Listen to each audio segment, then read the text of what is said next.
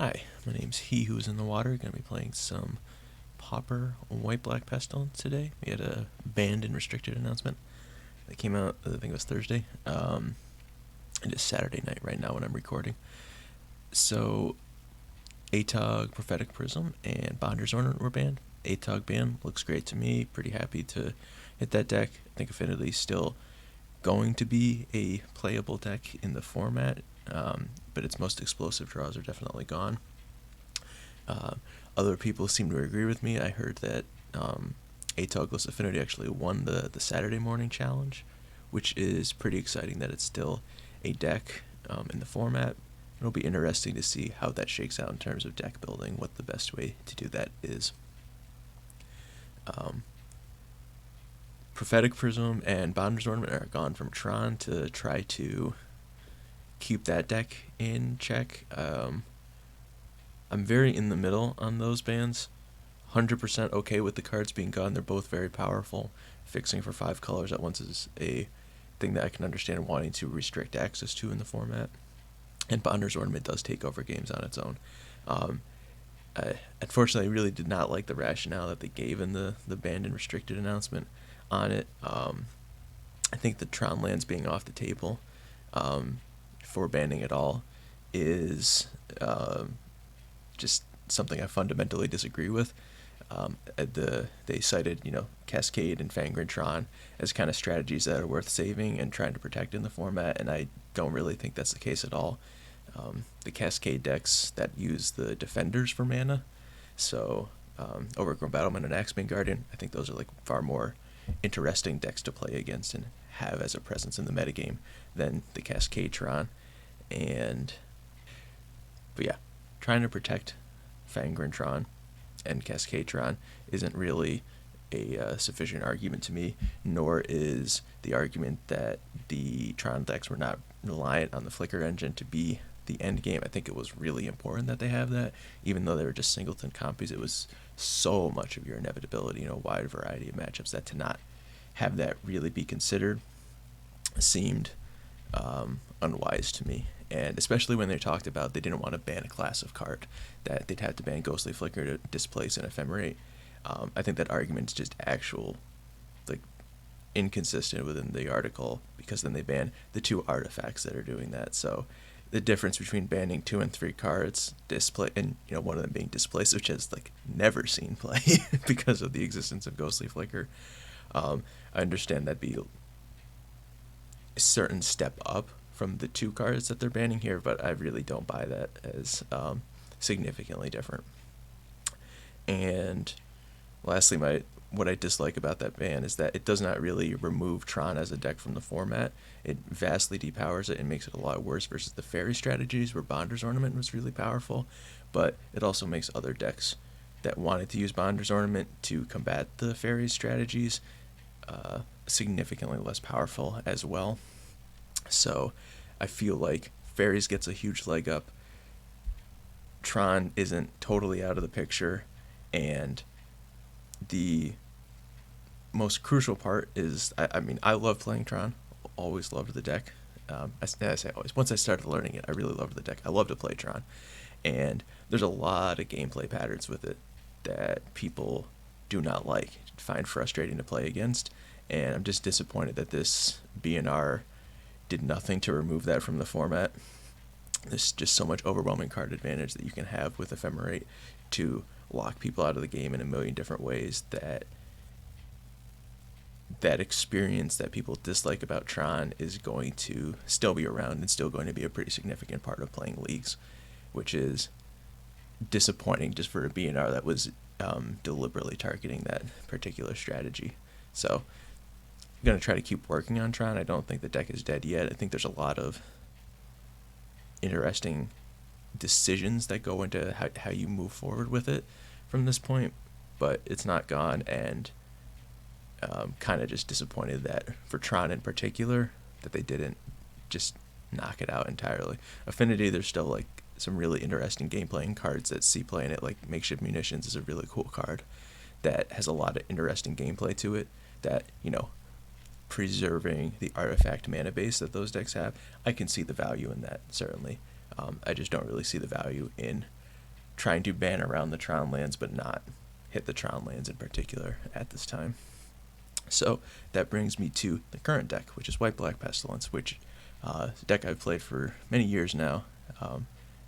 And I think it is this, well, I don't know if it's really good right now, to be honest. Metagame's brand new. Haven't played a league since the banned and restricted announcement came out. So I'm just looking to get my feet wet in this new format, and what better way to do it than a deck that is pretty fundamentally unchanged by these banned and restricted announcements, and is also well positioned to target one of the two decks that are going to be most played after this announcement. The two I'm thinking the most of are Fairies and the Ephemerate piles with Wildfire or Blue-White Familiar, some mix of that. And this deck is really great at tackling Fairies, as well as having great game versus the wide swath of linear decks that the format presents. So I think it's going to be a fine place to start and see where I want to go from there. The list that I've chosen for today is pretty average, I guess, in most ways. The 4 copies of Guardian and the 2 Custodi Squires are definitely cards that will beat up on Fairies in particular. Same with Omen of the Dead. Omen of the Dead is a really powerful loop that you can do with Kor Skyfisher, but it is predicated that your opponent is going to be interacting with you, is going to be trading either in combat or using counter spells on your creatures for Omen to be good. And I think that's largely the case right now, but there's a chance that maybe that needs to be a sideboard card or just not part of the strategy at the moment.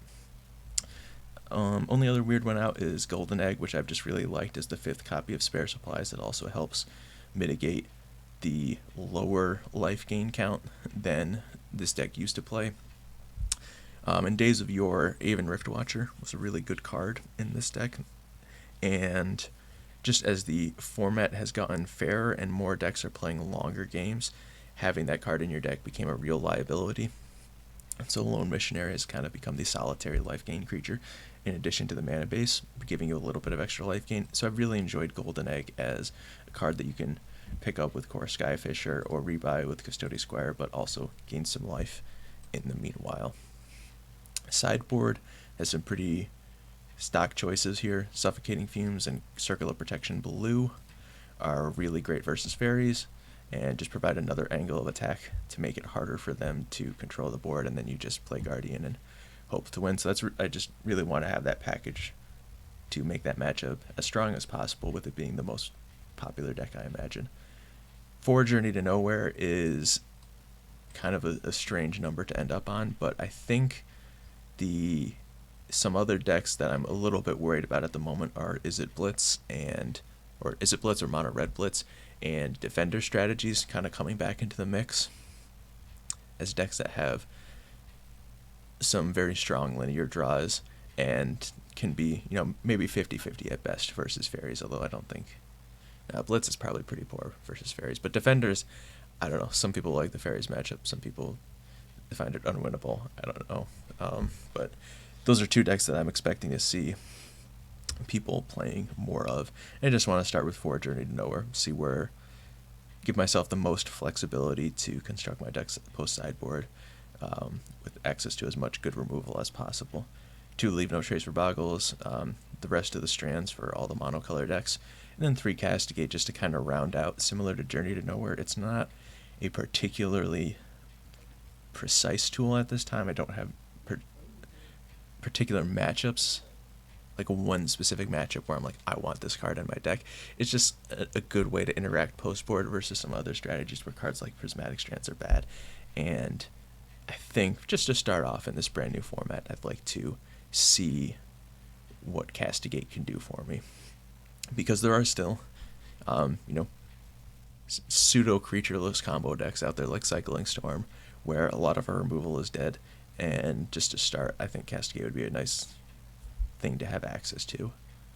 And I guess the last thing to talk about here is I was kind of, as I was going through my week, I was thinking about, how do I want to build Pestilence to hit this new metagame? And I really was not thinking about Affinity, and because Affinity was such an unwinnable matchup in the previous metagame. And unfortunately, with them that deck winning the challenge and other people playing it as well. I really don't have a good plan for it, and looking at what people have posted with the deck, it does not really seem like much has changed to make it that much more strategically favored. Blood Fountain and Thoughtcast is just so much card advantage and redundancy on their creatures for you to ever really grind through, and you're too slow to really outpace their incidental damage from a card like Disciple of the Vault. And you're also a deck that really relies heavily on blocking with Guardian of the Guildpact, and Wedding Invitation just says no to that. So there's a whole host of reasons why that matchup is bad, and so I think still opting to have 0 sideboard cards, particularly for that matchup. I mean, I'll probably bring in Journey to Nowhere, maybe some number of Castigates if we go up against it, but really not structuring my deck to beat Affinity at this time. So it's going to be rough if we see it, and this isn't really built to beat Affinity, and I think currently trying to build to beat Affinity is just going to make your deck worse overall. So yeah, let's hop in and play some games. Alright, here we are for round number 1 versus Terminus 0. If I recall, in the past, they play a lot of mono white heroic, and this hand is just pretty good and is going to really hurt them if they're playing heroic. Okay, basic forest. Okay, this is not good for us, but we just have to fire off the Chainer's Edict.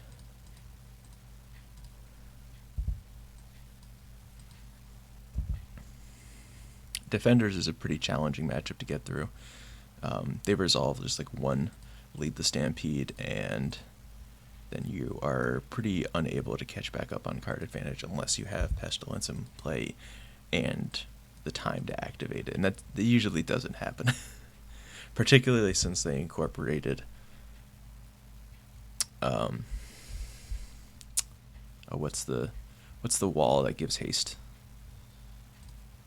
Oh wow. Oh no. Opponent.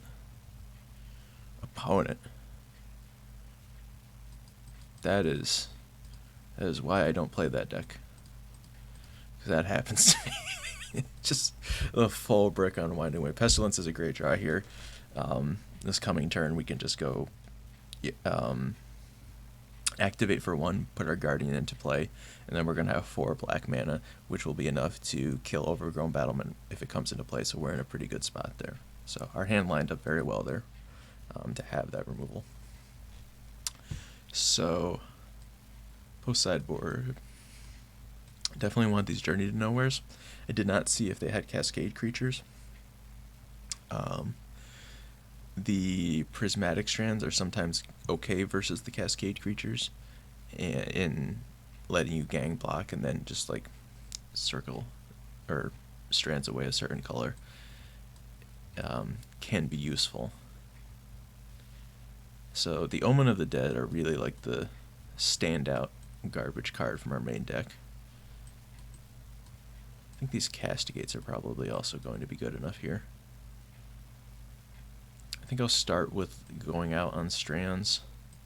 Lone Missionary is also just very poor. It does not get you to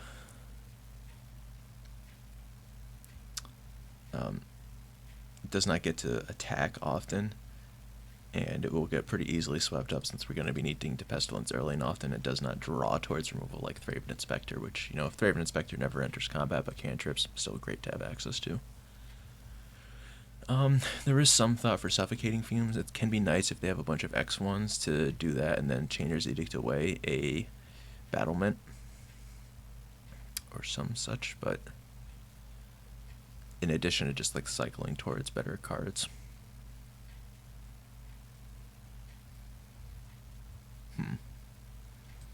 This is tough. Well, I think this 7 I feel pretty good about. There's a chance some of these make their way back in the sideboard in the third game if we get there. But Custodi Squire is pretty medium, but Still need a certain number of creatures to win the game, I think. I don't know. Maybe we could go down on that. Hand has 2 removal spells, so we're going to hope that they're good enough. And these are not Chainer's Edict, which are nice. So we can actually kill the things that we want to kill.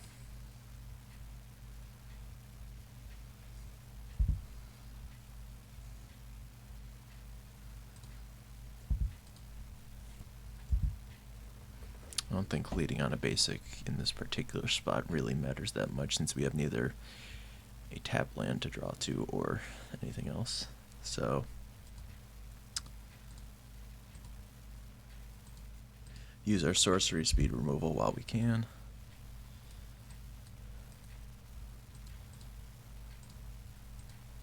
Okay, they drew a lot better this time.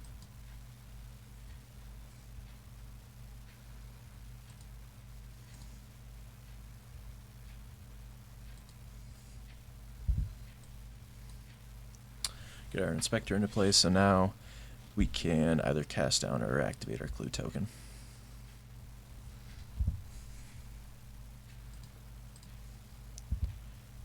If they don't play anything else, interesting. I think I do want a clue token here. I think it's important to Journey, because if they have a Pulse of Marasa, we're able to turn that off, or like have it be a non-factor in these games. Okay, so we bricked on land here, so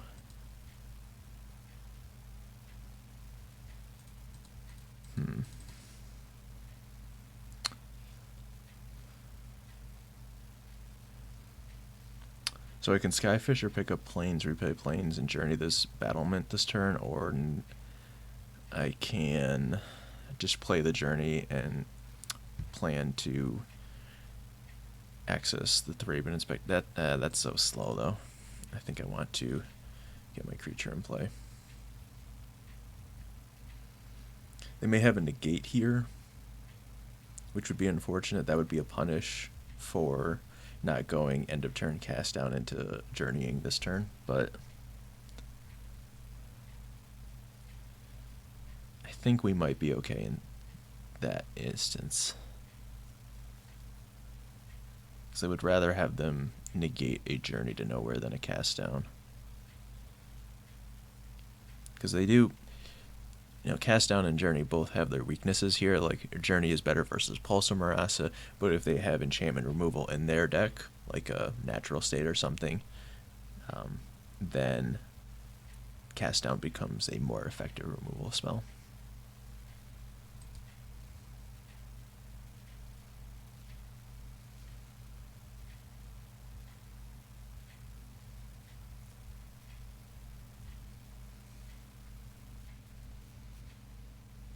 And even if all of this goes wrong, we're still not in horrible position. The Overgrown Battlement is a lot less threatening than Axebane Guardian. It still kills you easily, but they have not shown the Orochi Leaf Collar yet, and that's the most problematic one for them to use in this instance. Or, like, they have to have that to make Battlement a complete kill con instead of just... Okay, so they do have the negate.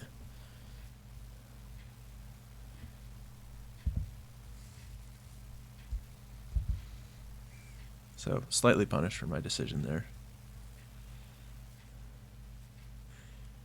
Now it might just be better to hold on to this cast down. Because if they go through their turn without hitting like a Lead the Stampede into like a massive thing, we might just say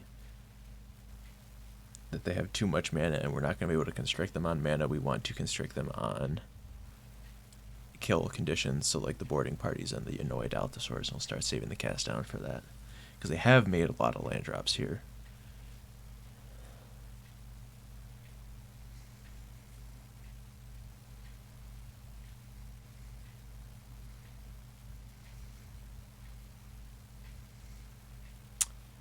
Okay, Secret Door.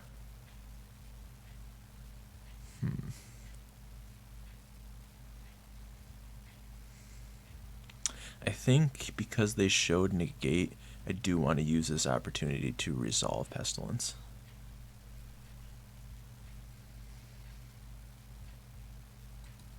Yeah.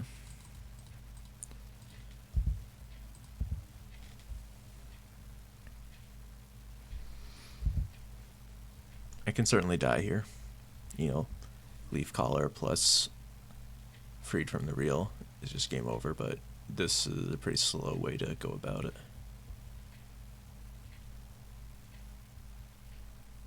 We might be dodging a bullet here.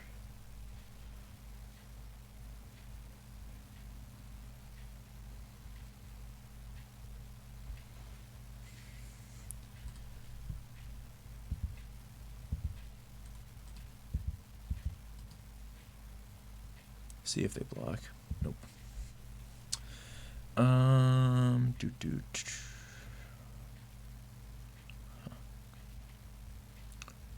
Slight bit of a pickle here. If I had the 4th black mana source, I have no problem throwing away this Pestilence to just clear the board, but do kind of need to hit some land drops. So maybe it's better to go Thraben Inspector, crack the clue, see where that goes. Okay. Well, now we'll just kill the Llanowar Elves. It's unfortunate that we still leave them with the Sentinel in this way, but getting towards our next land drop is going to be pretty crucial.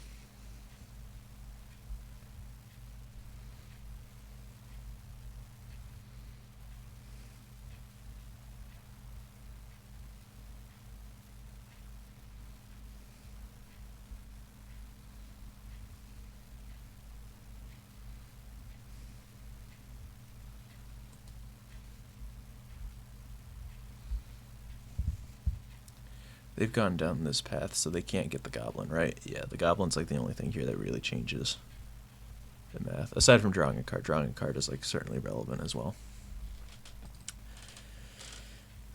So now what do we want to do? Can just attack and clear the Jaspera Sentinel.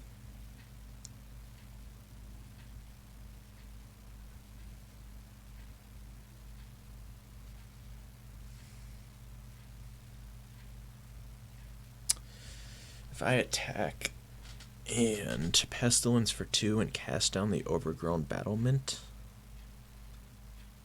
that puts me in a pretty reasonable position. I still have the Skyfisher in play. Now let's see how they block first, as maybe this changes. Okay, yeah, so if they do this block, okay, yeah. So, can Pestilence for 2, clean up those creatures. Unfortunately, leave this alive, but then we'll just kill the battlement and say that they can activate this one more time, and that's fine. Okay, cool. That was unusually straightforward. Usually we get bodied here, so that's great. All right, up a game or up a match. See you for round 2. Okay, here we are for round number 2 versus Eternal Enki. Okay, now I'm distracted. I really enjoyed, there's an album by a band called Malakesh called Enki. Easily one of my favorite albums of all time. I don't know anything about this player. This hand is great. Could use a removal spell, but otherwise just going to take a lot of game actions, slow things down, clog the board. Opponent may have... Oh, no, they just missed their first main. Okay, Basic Forest is very good for us here. Aside from defenders, we are good at beating Basic Forest strategies. This is a sick Fate Reforged one too. Titus Lunter did some great work in that. Ooh, okay. Oh my. Oh. Oh, opponent. Oh, this is going to be a tough one for you, opponent. I'm sorry. I have Suffocating Fumes in my sideboard. I've got Pestilence in my main deck. This is...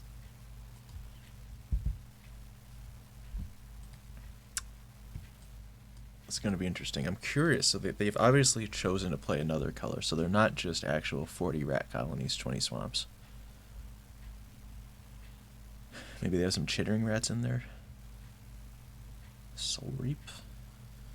You got it. I'd love for my Omen of the Dead to have text.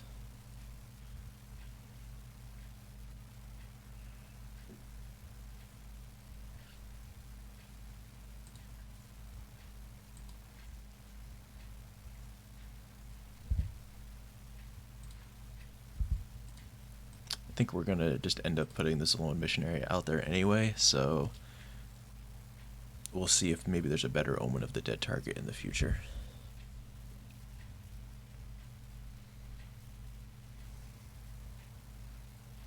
This hand also has a lot of card draw with these 2 spare supplies and the clue token already in play, so I might just be happy omening back the Lone Missionary and saying that I've got plenty of things to do with my mana, so drawing the quote-unquote cheaper creature will be better for us.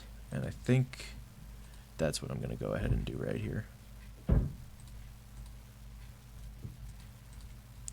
Lone Missionary being slightly cheaper to get all of the value out of it here and just buy us more time to keep developing out our mana.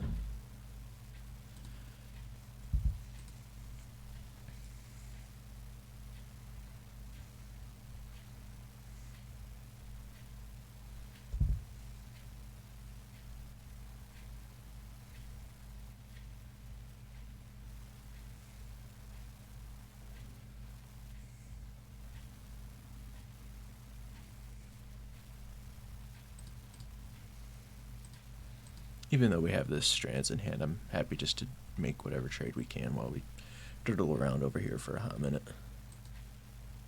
And take the spare supplies, probably just Chainer's Edict this turn.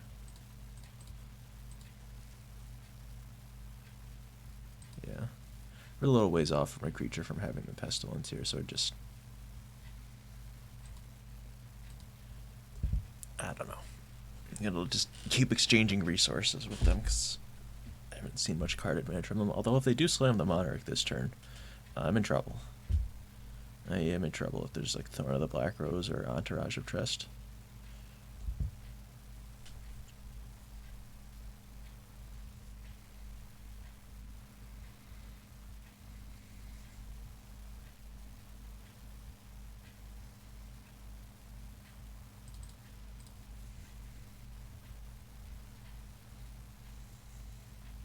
See if we can get a creature in play before we spew off this Pestilence.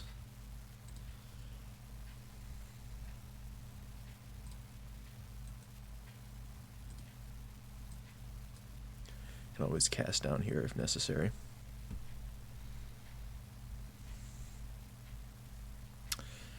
But we're also just at such a high life total that if they do us...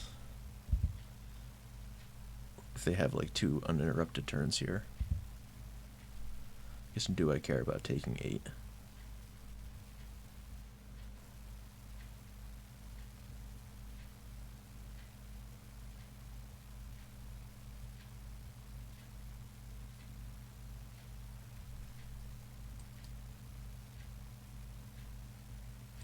I don't think so. Because I think with this Custodi Squire in hand, is on our turn we'll just play Pestilence and activate it, and if the Pestilence dies we just get to regrowth it, so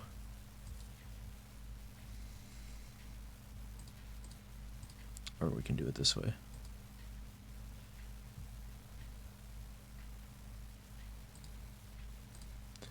Activate for 1, see if they have anything funny like a Rapid Vigor.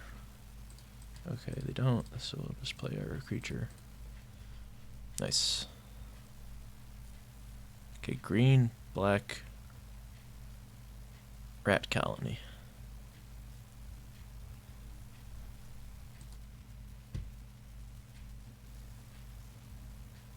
So the Suffocating Fumes are in. Journey to Nowhere is a maybe. Castigate, don't see any reason to. Prismatic Strands also seems totally viable. It's kind of the issue now is like, what don't I want in my deck? 'cause my deck is pretty well suited to play this kind of game from the onset. I guess Suffocating Fumes is slightly better than Prismatic Strands.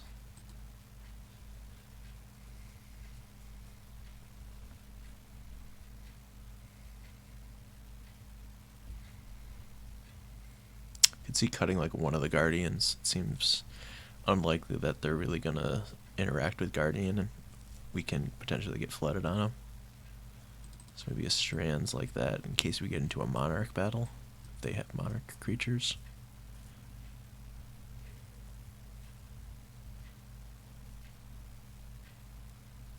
Oh, they're probably playing green for Winding Way and Lead the Stampede. That would be kind of smart. That'd be a good way to build that deck.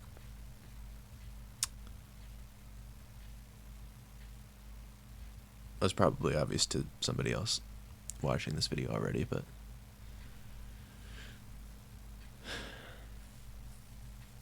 that's okay. My mind works a little slow sometimes.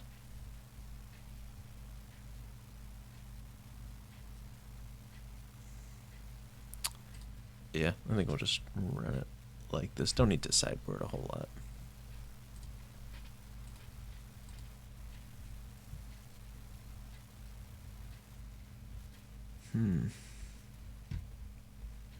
I think I'm going to keep this largely on the back of Thraben Inspector. It seems very powerful interacting with their plan.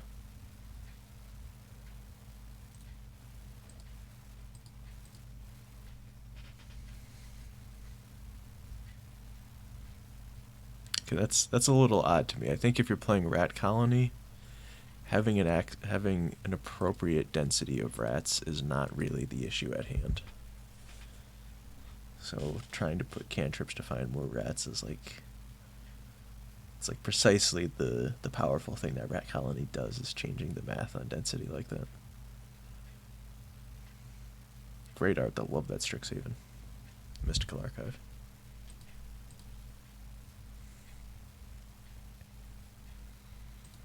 Nice.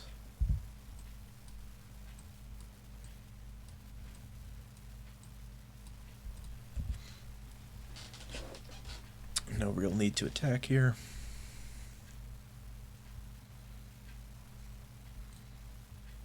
I'll cycle this Ash Barrens on end step for a swamp.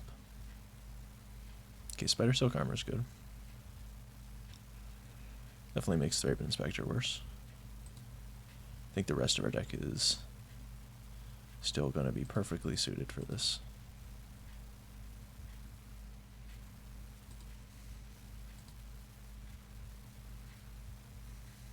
Like that.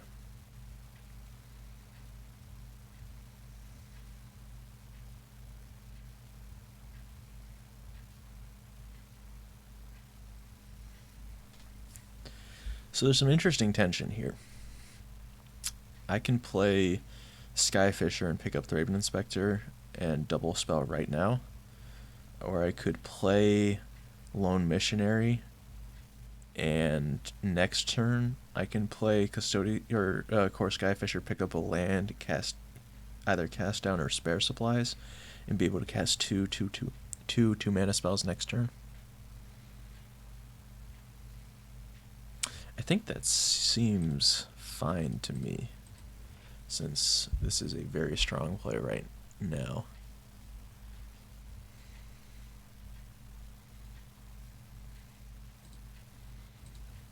Still happy to get in my point of damage here. If they have like third or second Spider Silk Armor and they get up to 3 toughness, double block will still be fine on a future turn. And I'm more than happy to make this trade right now.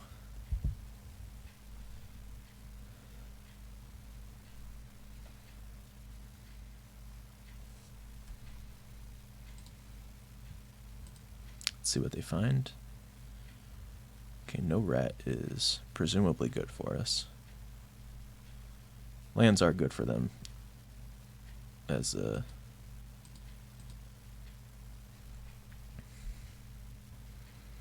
have so many outlets for their,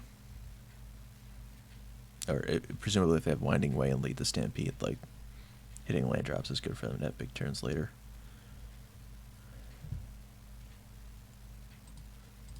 here I think I'm happy to cast a Spare Supplies. And we'll see if I want to Kor Skyfisher or hold up Cast Down.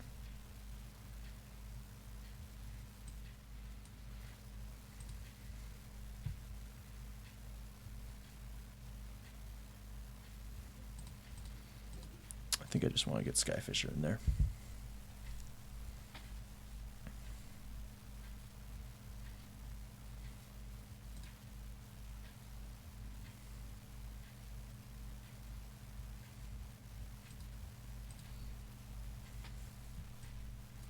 And so this is a scenario, I don't really know how to play this matchup. Like, Prismatic Strands would be pretty great in a scenario like this, but I think we're already just doing fine on the back of this card advantage we have access to, that it wouldn't really be necessary to win this game.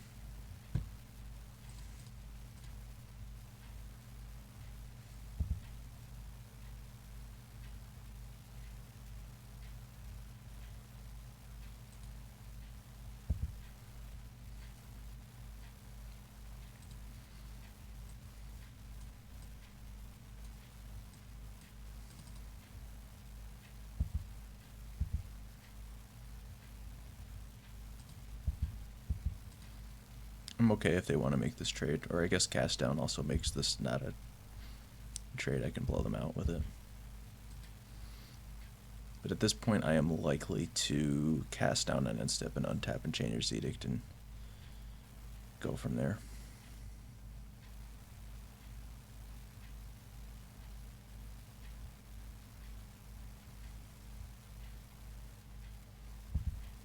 I don't think they played a land last turn, so... Oh no, wait, they did. Okay. They might be flooded a wee bit.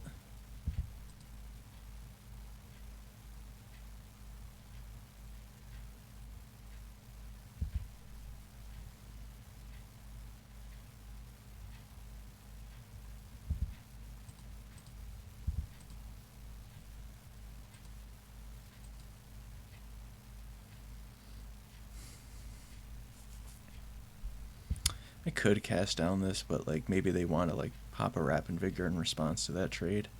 And then I think I can afford to be a little bit greedy since I don't know exactly what's in their hand. And my life total is not under that much duress.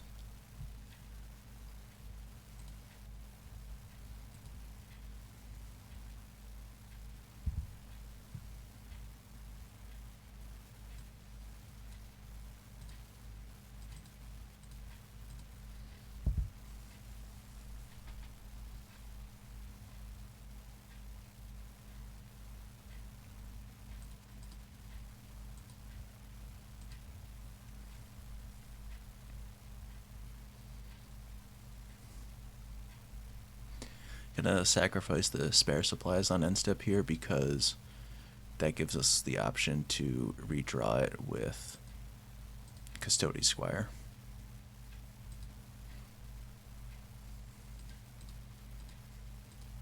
Especially since this Lone Missionary looks pretty poor.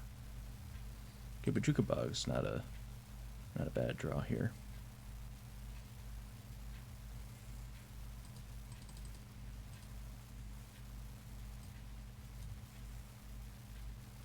We have acquired quite a few lands.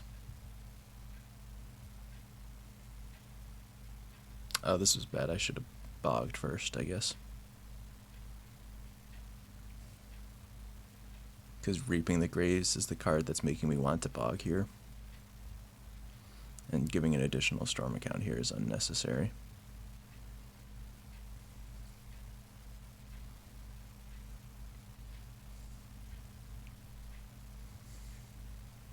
Although this is all hypothetical, I have no idea what's in my opponent's deck, so it's kind of easy to talk yourself into a corner. Oh my. Oh, that's... I wasn't even going to pick that. Oh, I see. Okay. Okay. I also just have this Chainer's Edict hanging out still.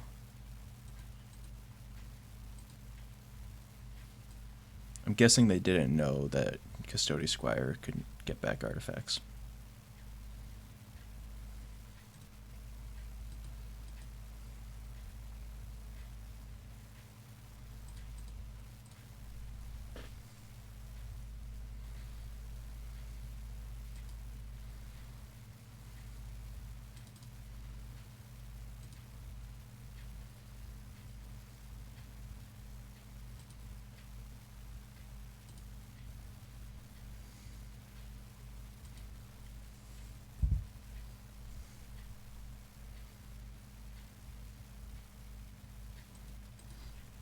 And next turn, Pestilence is just going to be lethal for the last couple points of damage.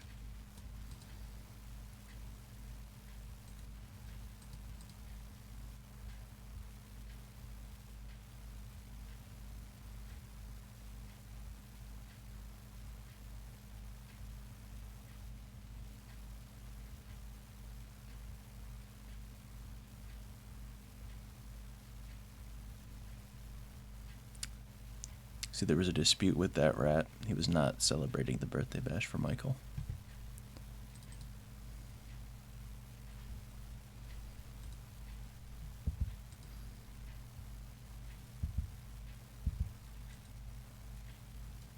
Dispute's an interesting inclusion, though.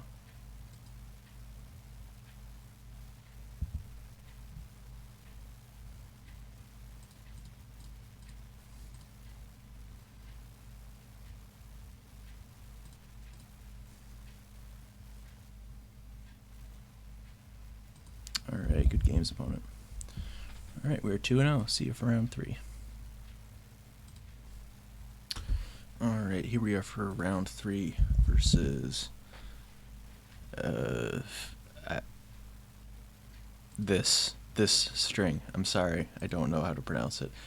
They usually play Stompy or Blue-Black Delver, in my experience. And this hand's great versus both of those. Opponent has also mulliganed to 5. 7 card hands are good versus that. Okay, looks like fairies or Delver. Turn 1 tap land means I don't have to think about what I'm going to do. Just going to do it. Alright, Delver is even better for us to see here.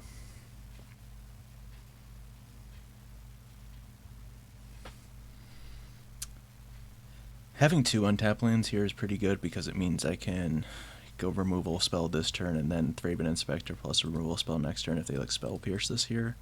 Otherwise, there's like an interesting conversation about do I play the Inspector this turn and get my Basilica in play, but I don't need to be worried about it. And they're so light on resources that like turn 4 Monarch is also not extremely present at this time.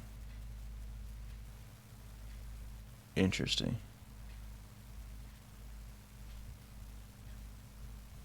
Okay. Alright, okay. So, Circle of Protection Blue is powerful in this matchup, but it's not as good as it is versus Fairies. Still likely something I want to be doing, though, because you get to this game state where they have blue flying creatures that are stonewalled by this, and you block the anglers with Guardian, and then that's just the whole game. So, Castigate I'm less a fan of. Strands is pretty poor. Trimming 1 to 2 Lone Missionaries is good versus Augur of Bolas decks, but they are playing Gurmag Angler, so having enough life to Pestilence for 5 pretty comfortably is important, and Missionary does help you get over that threshold, so it's not just something you can completely get away from.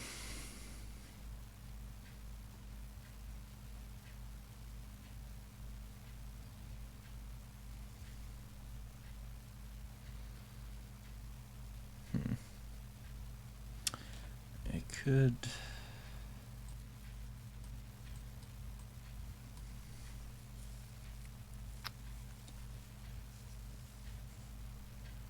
maybe I'll do this and just bring in some of these journeys and not all of them.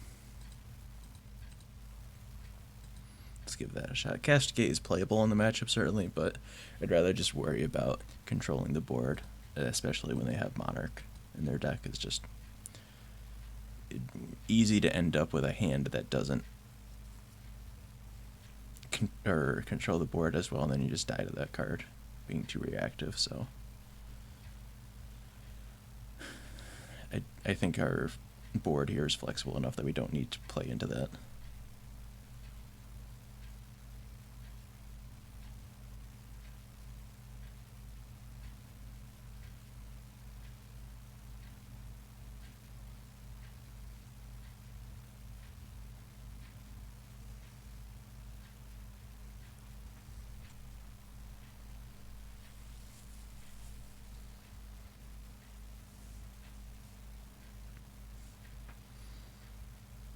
So Delver is an interesting comparison versus blue-black fairies. You don't get the Delver is more of a beatdown deck than Fairies is more of a control deck, but you do occasionally get not cheesed, but like their disruption is good enough to push through the beatdown plan. So this matchup is in many ways more losable than Fairies. Fairies is just an absurdly good matchup.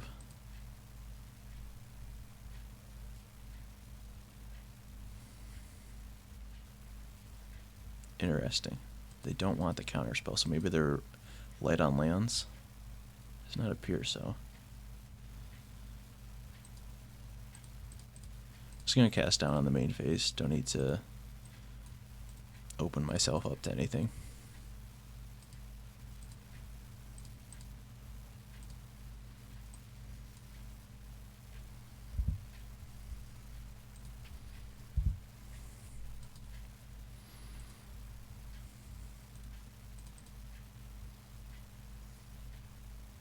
That's a pretty big game.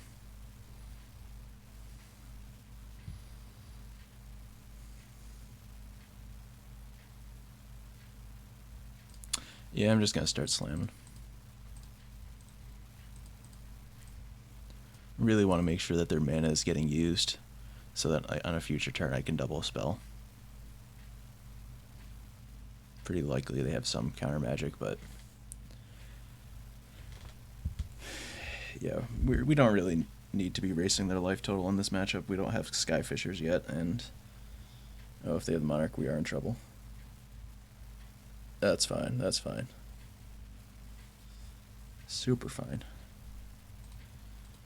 As long as this Pestilence resolves, it's fine. It's fine. Cool. Alright, so now we got 5 black next turn. Easily throw away this Thraben Inspector for 5 life. Don't care if the Pestilence dies. 2 for 1 and killing creatures is still great. Unfortunate time for my opponent to draw a null. Okay, now don't have the Monarchy creature. Good, good, okay.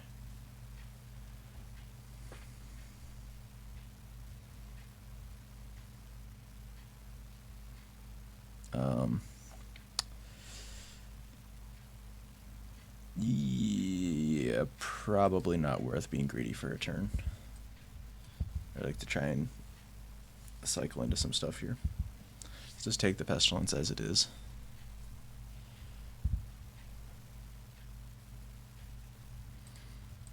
I believe we want to do this now, so that way they can't develop a creature out on their turn. Otherwise, the Pestilence gets to stick around.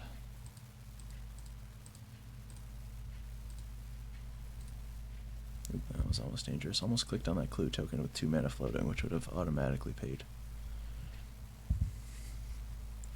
So they can counter this spare supply, so we do want to be somewhat cognizant about throwing it on the stack. I think we probably do it anyway. Guess we do egg now. Try and draw out the counter on that. Yep. See if you spell Pierce is also fine.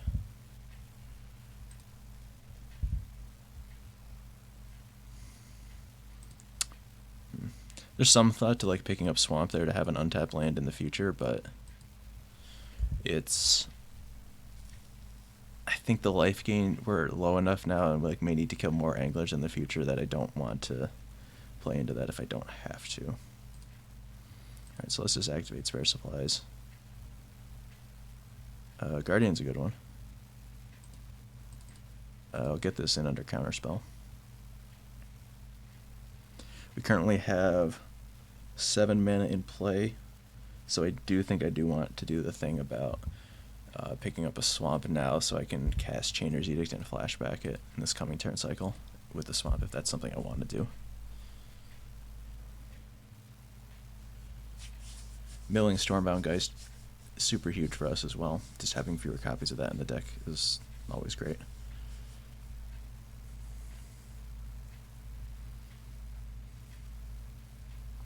Salt Eye Scavenger, you love to see it. You love to see it. Also love to see the card Pestilence. It's a pretty good one here. This is probably game over if they don't answer it. Okay. Let's see, do you have the Agony Warp then? That could stop this. They're pausing like they might have Agony Warp. Nope. Nope. Am I the Monarch? I am the Monarch. So I think I want to activate Pestilence now and get this Bojuka Bog in play to just cut them off from any Delve creatures that might be able to outsize me in the near future. Don't think they have flash threats that I'm worried about. Nice. Alright. Very clean second game there. And we are 3-0. Flying through this league. See you for round 4. Round 4 up against Petru. I do not know this player, so I don't have any insight as to what they might be playing. I want you to know I have kept 7 landers before. I've done it. I kept it versus Boros Monarch once. I just won the match easily. That was a great time. But in the dark, cannot do that, although I will do that in some circumstances. And this hand is fine. A little bit clunky with the bounce land, but can just comfortably put back the second spare supplies.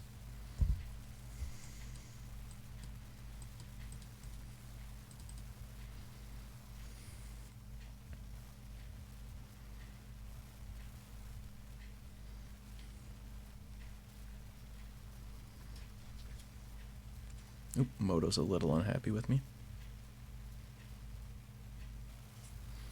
Ooh, another basic swamp gamer. So mono black control is, or it was historically one of the worst matchups for this deck. Spare supplies really changed that around, as well as just getting access to cast down and never having to run Doomblade again. I don't think I care about cast downing that right now, so I want to spare supplies, try to hit some more land drops. Lone Missionary, pretty poor here. If they have turn 4 Thorn, we are in a lot of trouble.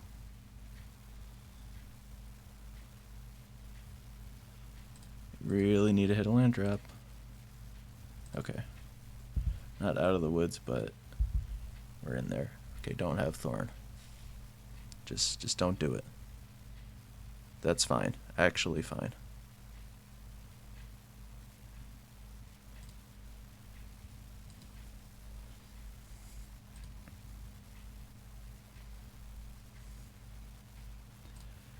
So here I want to cast down Kumbaj Witches and get Lone Missionary into play. I do want to have some incidental bodies around so that Chainer's Edict does not kill this Guardian.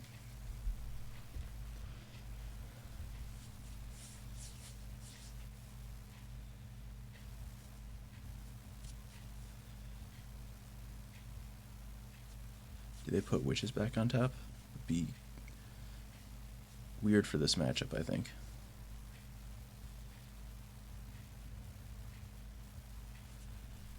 Alright, so another Guardian, plus we have these Omens in hand. I think we're okay putting one on the board here, because they can't Chainer's Edict plus Thorn or Chainer's Edict plus Grey Merchant of Asphodel.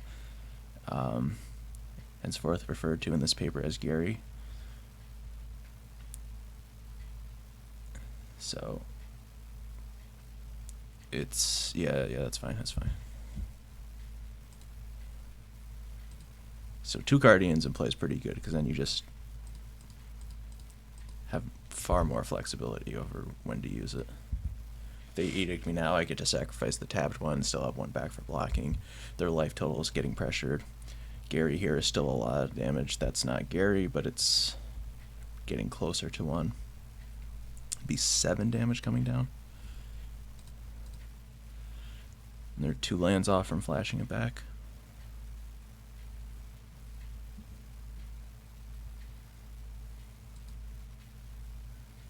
Unfortunately, at this time we do have to Omen back Lone Missionary, I think.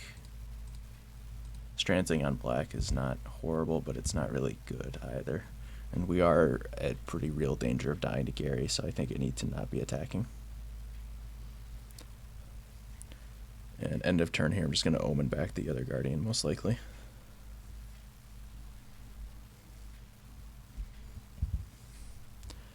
Oh, this is getting bad. It's getting really bad. Yeah, there's that too. Yeah, they've seen the top 21 cards of their library, so Gary is just very likely in there. And the second copy will kill me pretty easily.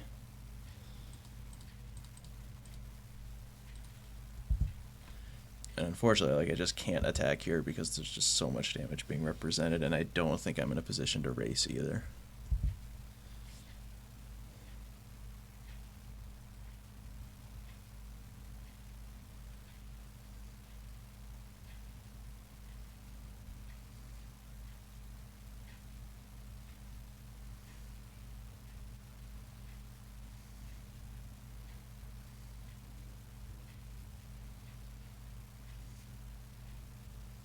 Oh, no Garys? Okay. Okay, so they don't have Gary in hand, which... What do they have in hand? I guess they can still just have a ton of removal spells and be trying to Kumbaj Witches the Lone Missionary here.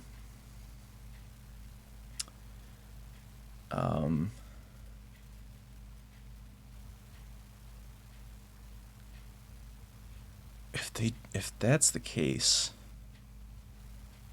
I'm probably attacking here. If they just don't have Gary's right now. Because I think I can live 1 attack off the top here.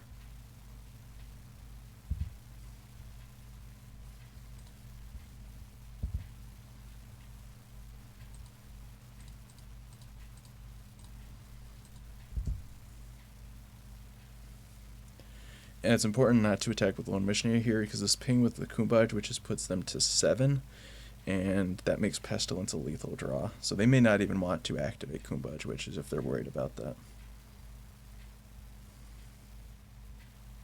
Spinning Darkness. Oh, that's been a hot minute. Okay, here's the Gary. They can push a lot of damage here, and so it's important to block the double pip creature. Come on, Moto. There we go.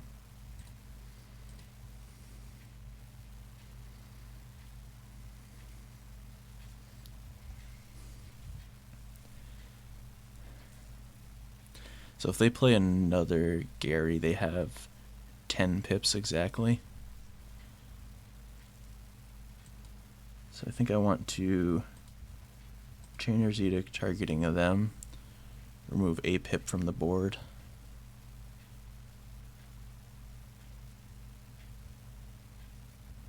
And then I think I leave everything back now.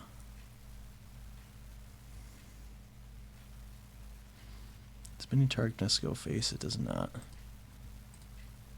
Okay.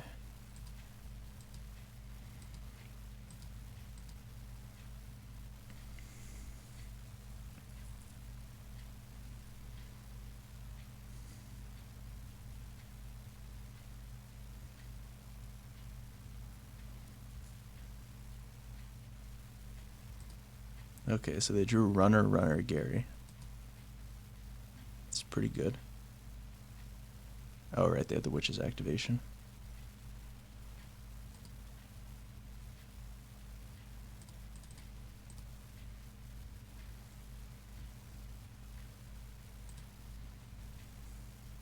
I don't know what I'm drawing towards here, but like Revealing Strands is basically no consequence.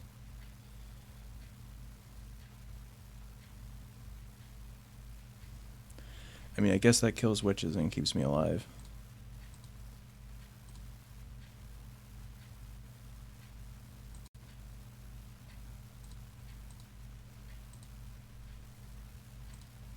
It's precisely why I wanted to play my lands or activate those spare supplies when I did, so that if I draw a bounce land, I can get to Kabira Crossroads again. Oh, I guess I should have attacked with 2 Guardians.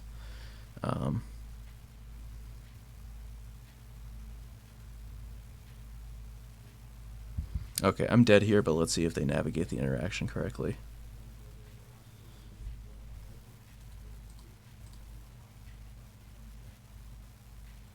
Alright, they got it. Yep.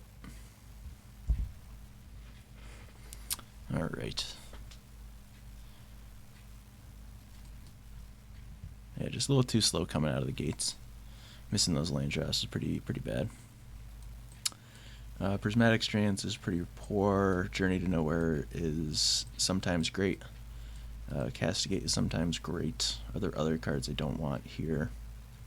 Lone Missionary is actually pretty good because even though they have witches, trading with Rager and Chittering Rats can let off a lot of aggression, but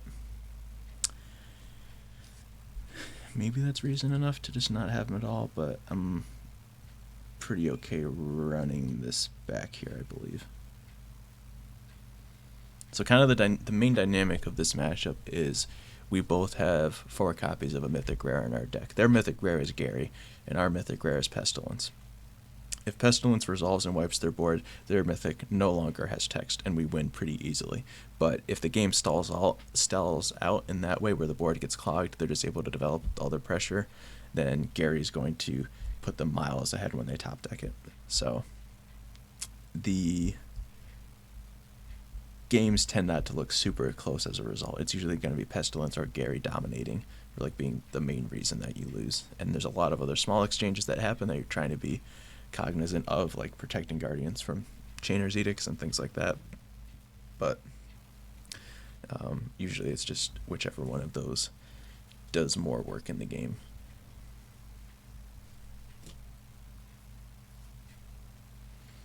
But yeah, so Castigate can be nice to like strip a Gary out of hand and prevent that, but Journey to Nowhere kind of does the same thing by like removing pips from the board that make Gary good, in addition to playing well in Monarchy games where, yeah, having 1-for-1 interaction isn't ideal, but just controlling the board can be nice. And this hand is great. I think actually going to lead on the turn 1 Plains Thraben Inspector. It's not a play that this deck does often, but I think we're good to go for it here.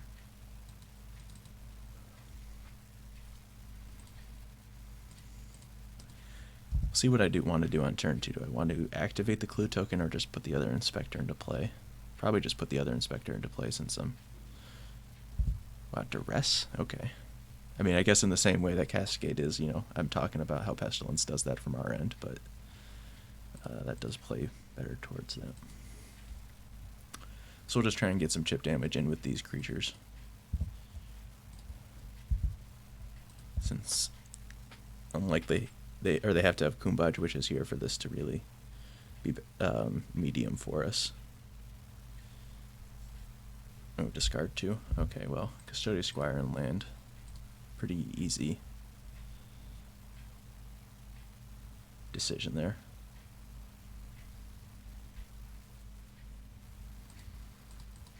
And play this now, so if we draw a tap land, we can slide that in.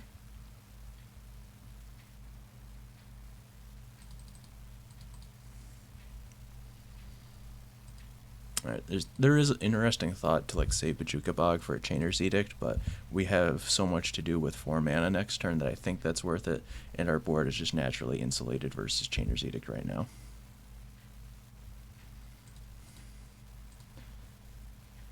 And we'll just keep on generating card advantage. Journey's actually a fine draw here.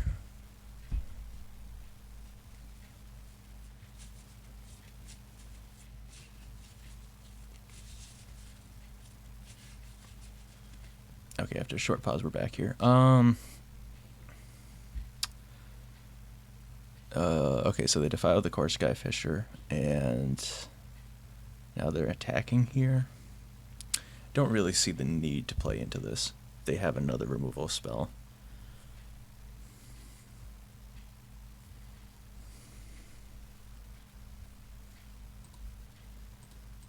Activate a clue token.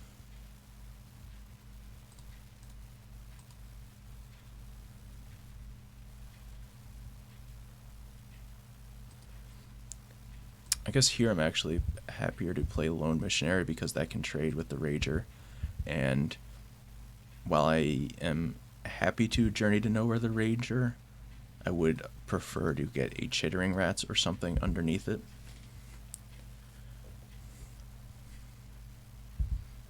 That has 2 black pips, so I'd rather offer up the trade in this instance. But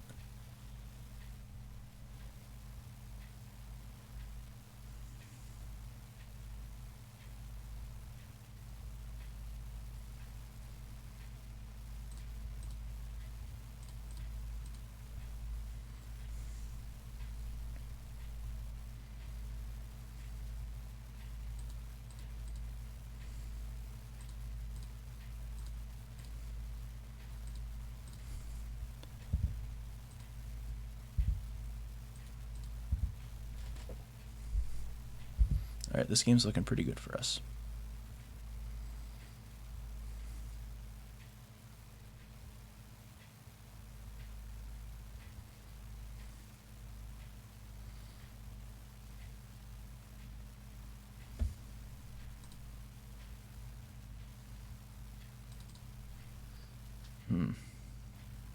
So we know they have Rager on top. Let's draw here first, because I suspect I'm just casting Guardian. Yeah, because we're just going to be able to pressure their life total rather heavily between these 2 cards.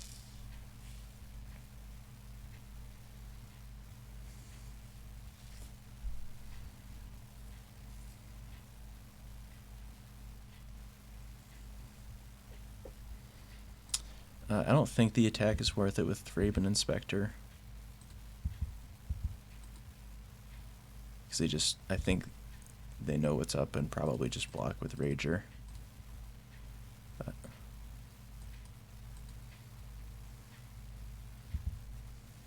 no need to do this right now, or activate Pestilence right now. Sure. Oh, they want a flashback Edict. And they just want to guarantee that that happens. I see.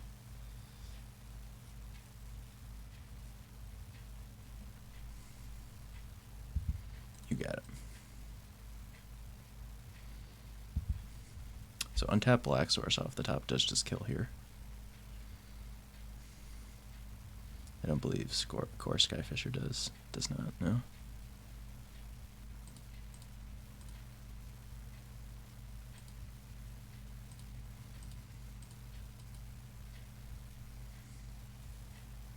Oh, maybe they want to activate Witches targeting itself to remove the Pestilence from play. Sure. Sure. Also happy with this exchange. Still got plenty of stuff going on in our hand.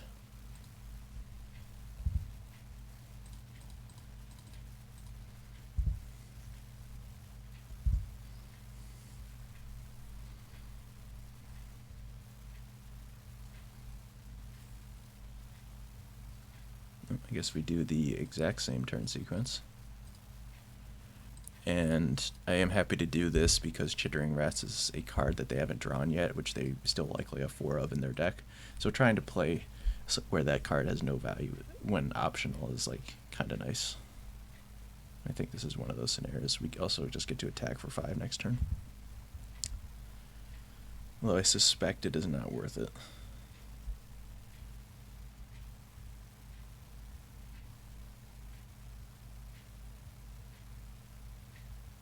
Okay.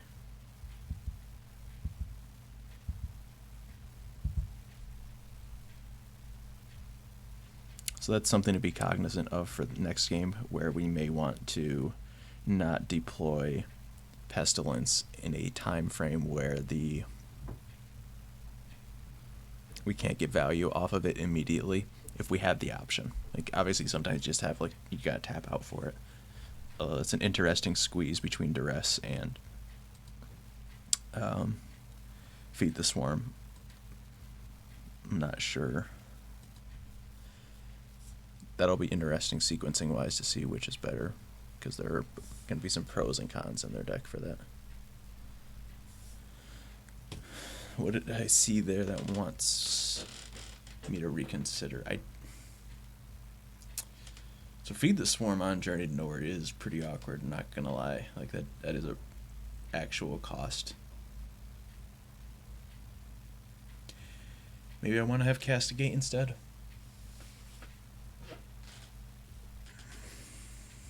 Just get to such late like top deck scenarios, and I'd rather not have that card in my deck. But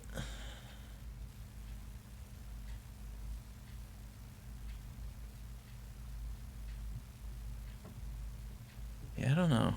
I think I'll still play the Journey, because I don't think they're like playing 4 of that card, right? And there's a pretty real cost with the life associated, so I don't know. Snap it up.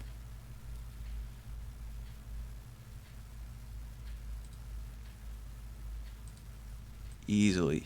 I will easily take this 6-lander. As we've seen, like in all of these games, it's just hitting land drops is so important in these early turns. This Ash Barrens also has value versus Chittering Rats. Is something to keep in mind here as well.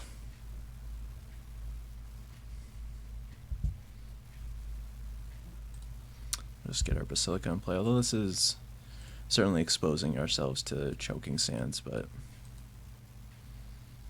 they've shown some cute cards already, so I'd be surprised if they also had Choking Sands. Cool.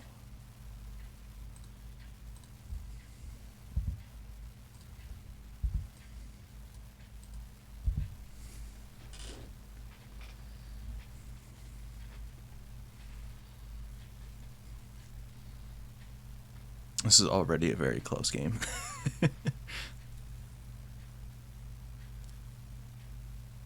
I don't know how I feel about our position. Our hand is certainly low power level right now. Okay, I don't really care to cycle anything away in my upkeep, so I think I'll just put the Ash Barrens back. I think I'm just going to go Plains Guardian of the Guildpact. Or, nope. No, I didn't think they were going to offer that trade. I'm just going to go Omen Lone Missionary.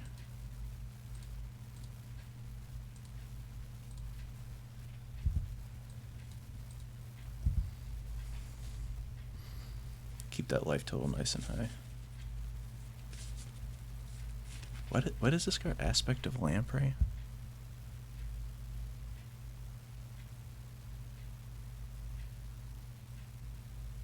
Huh. Okay.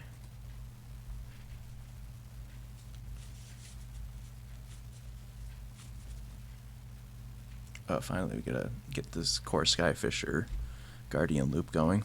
Omen of the Dead loop going. But I think I'm just gonna start by getting this Guardian into play. And I don't want to offer this trade here. They didn't seem to want to offer it, so I think just making sure that they have to like change or remove this before Chainer's Edict gets to Guardian of the Guildpact is going to be important. That is an additional... Is this 1 or 2 devotion? 1 devotion. So we do need to be, again, cognizant of Gary. They have their own pestilence.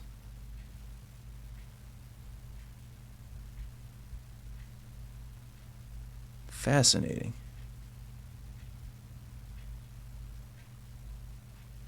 I mean, it is a powerful card for the matchup. It's just we have life gain creatures. I suppose they have a life gain creature in play right now, but...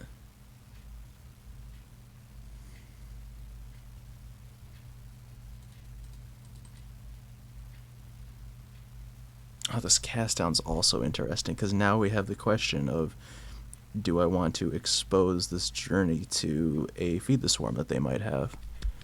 And truth be told, I don't think I do. So I think I am just going to cast down here. Skyfisher, pick up Omen of the Dead. Because presumably they're going to need to like start pestilencing away these creatures to preserve their life total.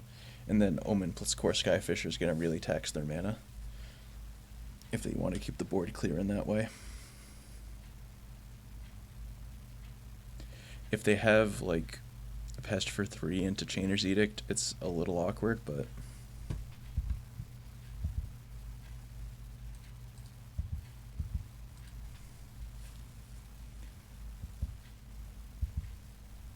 they're still just taking a lot of damage this way.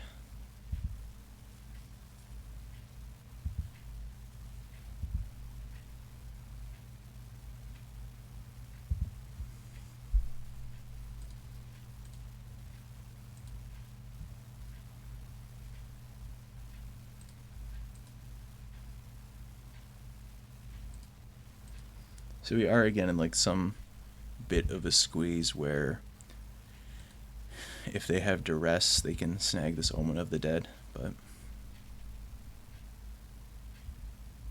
I don't know. Can't play around everything.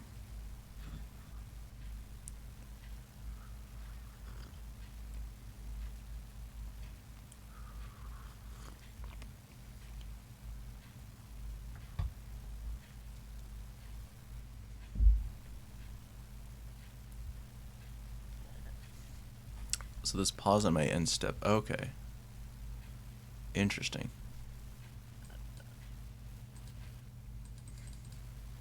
It does even the life totals out a little bit more, so if they have a Gary here, they do get back in it.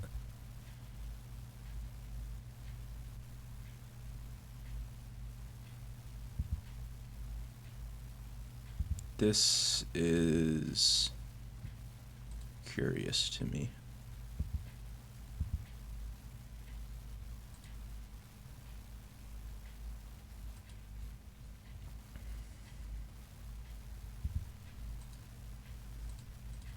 I suppose they just feel that their hand is in such a bad way that they need to like get this extra draw to stay in it. So interesting question here. What do I pick up with Silica? Do I want the tempo of the untapped land, or do I want that extra life here? I am drawing 2 cards with this Monarch trigger, so the untapped land has value in that way. Yeah, I should probably just pick up the Swamp and just... it's probably not worth worrying about the 1 life.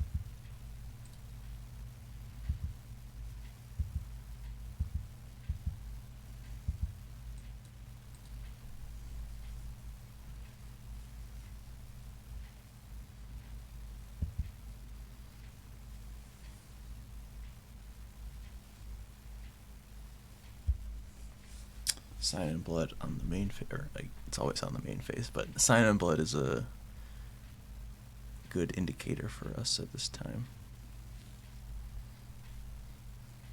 Because probably you would be like spinning Darkness on Skyfisher into Chainer's Edict, and then the board is like clear for a little bit, but then I just keep Omen of Deading, so not really even.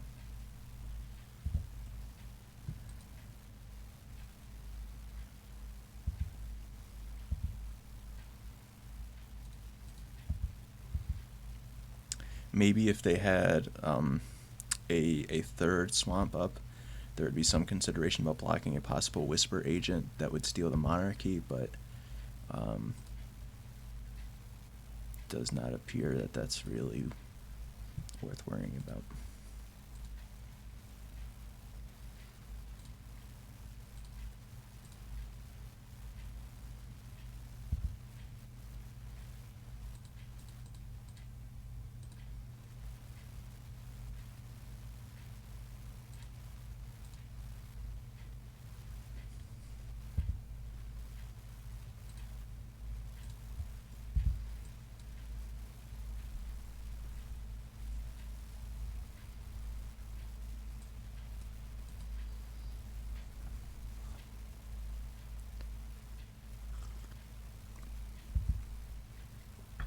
That is a chunk of life, for sure.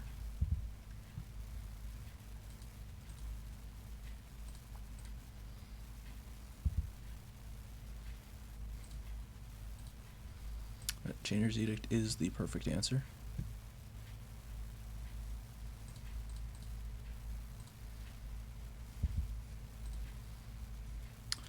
And I think I'm okay holding this Lone Missionary for the time being.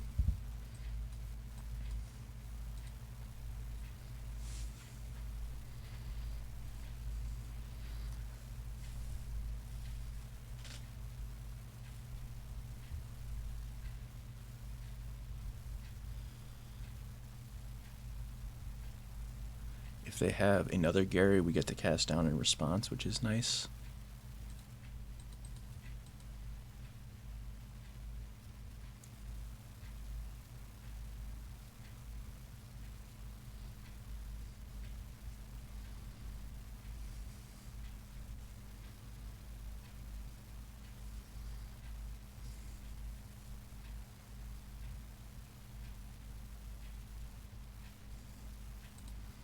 And indeed it is that way. Like, we're gonna kill this anyway. I'll save the life here. Alright, nice. Nice. Alright, we're 4-0. Let's see if we can close it out. Alright, round number 5. Playing versus it's Hubflower.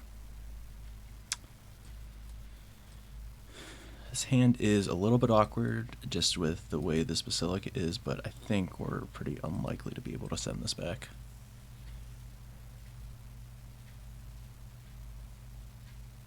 Mulligan to 5 is great for this hand, and Chainer's Edict in particular. Also just super lucky. I feel like this is this maybe second or third opponent that's mulligan to 5 in this league, which is very good for us. I'm sorry, opponent, for mulliganing, but I am going to attempt to win. 4. Oh, honey. I'm sorry. Can still lose for sure, but 4 cards on the play is... Ugh.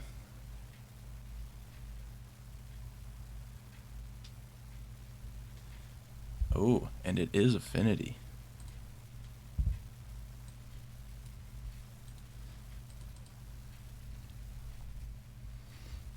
Okay, yeah, they can grind here. Like...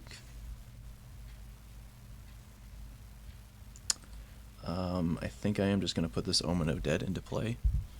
And that way I can start deploying some Kor Skyfishers next turn without it affecting my land drops.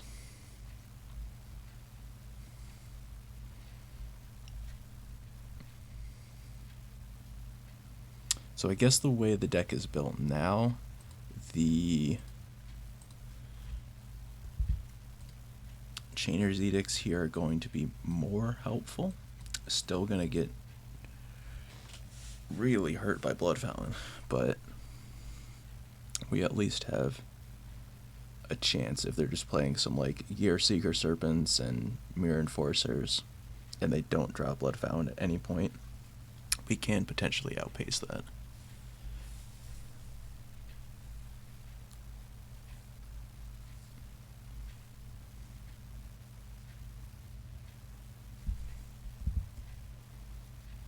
might just be running this Omen of the Dead out on the end step to do the same thing. Or, no, that does not appear necessary.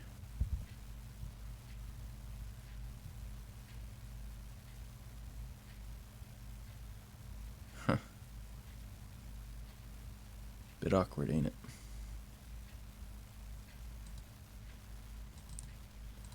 I think we do Chainer's Edict. And honestly, I just get Kor Skyfisher to pick up another swamp because I'm really scared about dying quickly, so I want to apply pressure where possible. Well, it's awkward with these Chainer's Edicts. Picking up lands, we're just so far behind on getting to that flashback, but maybe they continue to stumble enough. Although their 4-card hand has been very good so far, but maybe they stumble enough that we can get there. But I'm not feeling good about this. Okay, there's budget ATOG.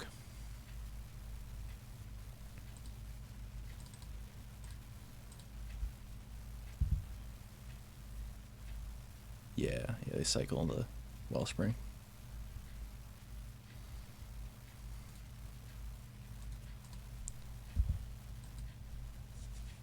I don't know the exact construction of all of these lists, so I really don't want to mess around. It's learn the hard way if they play Temur Battle Rage. So I don't want to just tap out for a Guardian there.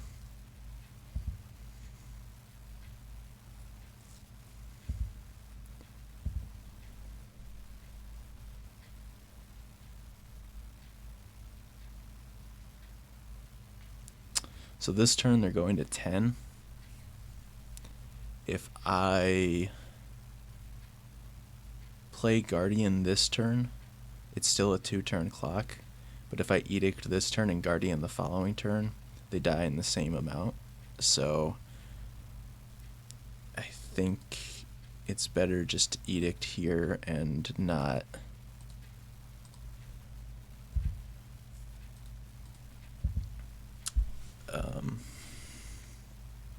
play the Guardian. Plus, if they have removal spell for Kor Skyfisher at any point, that's the math changes. Okay, just don't have Blood Fountain. That's all I'm asking.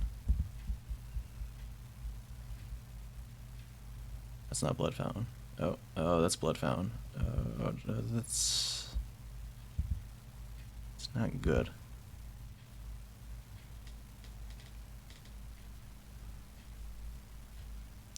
Thraben Inspector, you say?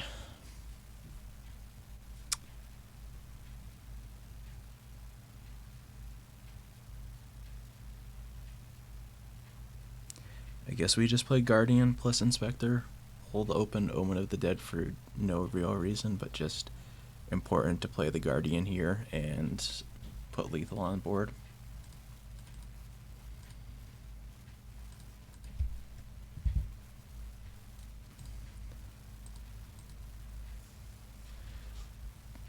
Do need to be cognizant that activating Clue Token gives them a point of damage here.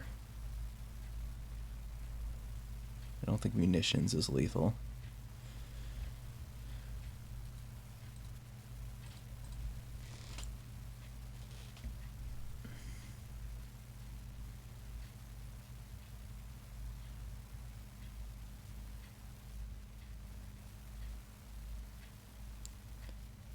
Okay, sweet. We got game 1. And the mulligan to 4, and that was, I think, still relatively close.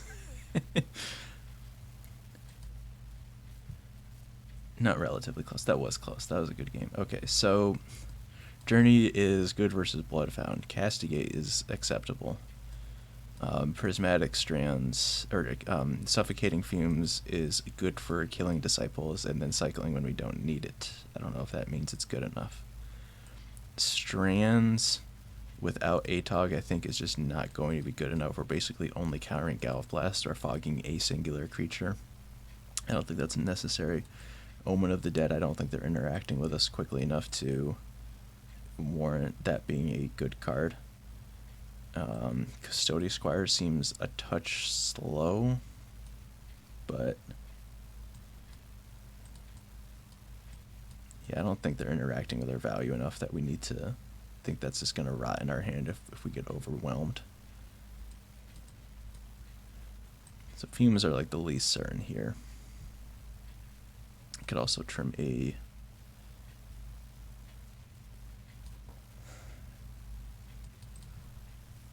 trim a Pestilence, because Grixis, they don't have Prophetic Prism anymore. They just don't have an answer to it post-board. And I don't want to get flooded on it in that case. I guess maybe they have Spell Pierce, but I don't know. Maybe like this, and just say that this is enough removal to like hopefully mitigate Disciple of the Vault.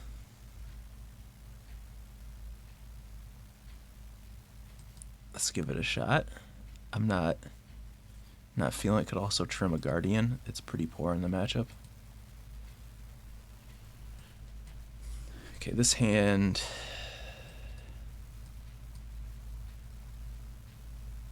I think, or it's good. Like definitely keeping this, but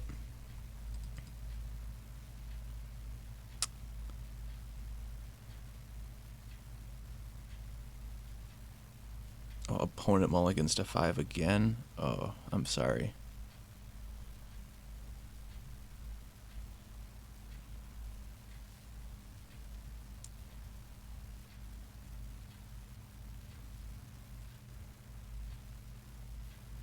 Be wild to just trophy my first League of Pestilence and like at least, oh gosh, I played one league of it during this Crimson Vow season, but really have not played much of it in a while.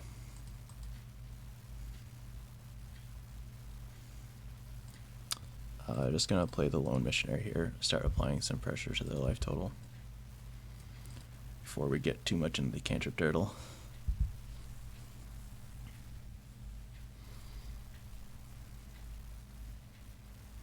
Double Thoughtcast is really good, that's for sure.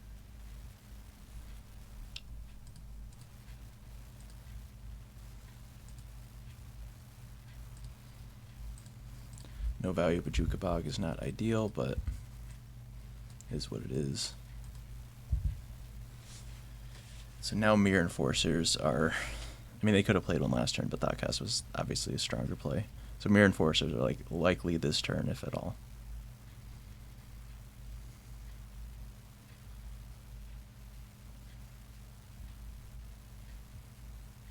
Cost 1 mana right now. Oh, but we get the turn back.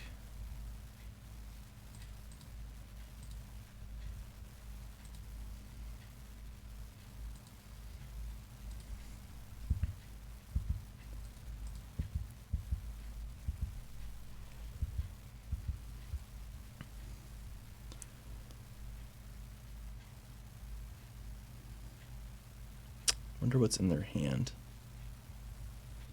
They haven't missed a land drop yet, so maybe they're flooding, but I don't like to... That might be a little ambitious. Dispute here, sacking Wellspring. It seems to be what's happening. That's really good for them. Yeah.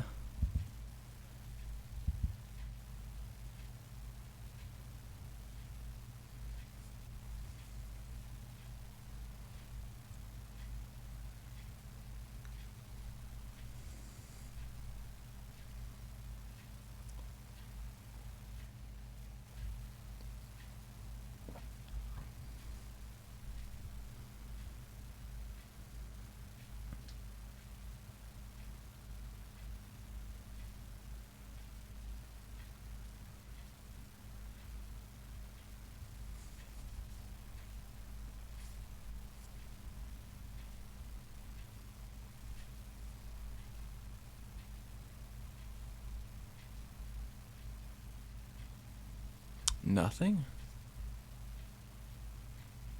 Wow. What's going on over there? Oh, they're paying some costs. Okay.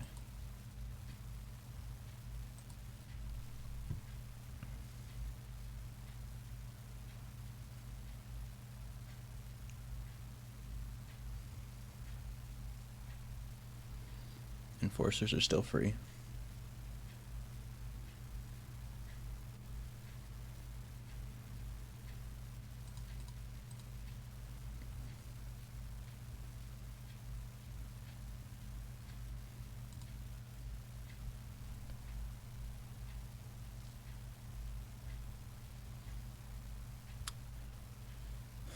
I think we're just playing the Skyfisher here to keep applying pressure. Again, there's some thought that maybe we should put Pestilence in play to try to pressure a Disciple if they try to one-turn kill us. But I feel like that's not realistic, and that we just want to continue to put pressure on.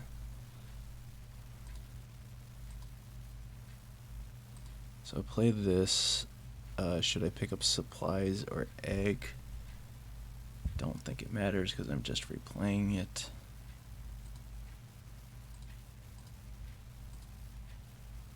And I think I'm going to Basilica, pick up Swamp, because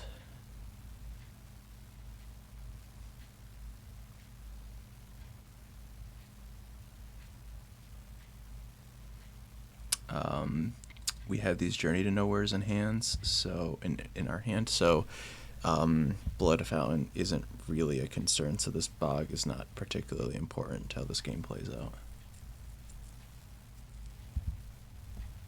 That's the third Thoughtcast. That's pretty good. Card is strong.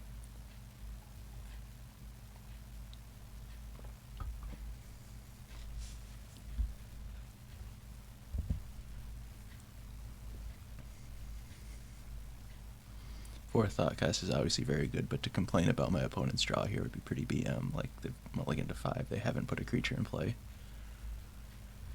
Presumably they're like 4 Disciple, 4 Enforcer, a couple of Serpents, and a couple of Discount Atogs, so that's like 10, 12, or like, no, it's 6 plus 8, like 14, maybe 16 creatures.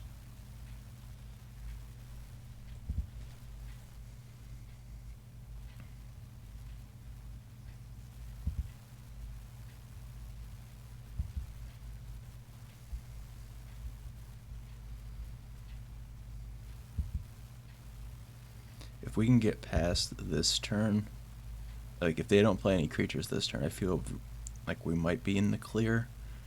I don't believe they have haste enablers in their deck, although they may have like a Disciple into makeshift munitions to try to kill us. And so for that reason, I do think we want to be playing Pestilence instead of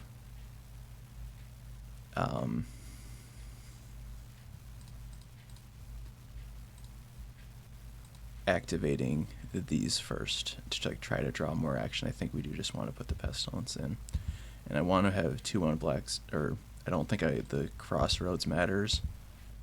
I want to have 2 activations of Pestilence up in case that does matter.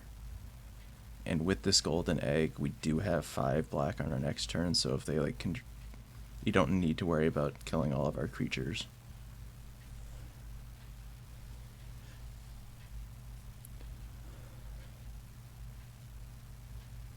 This is really tough to know how close to dead I am without seeing the contents of their hand.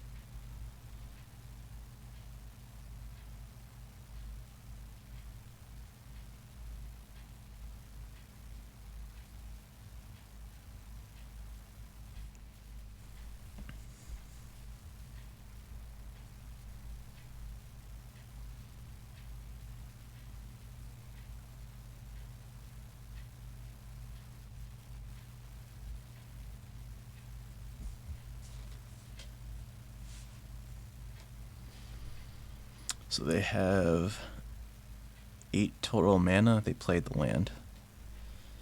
So that and the treasure token. So maybe makeshift munitions isn't that close to lethal. Okay, so they have a Disciple. So now the question is, when I receive priority again, do I activate Pestilence?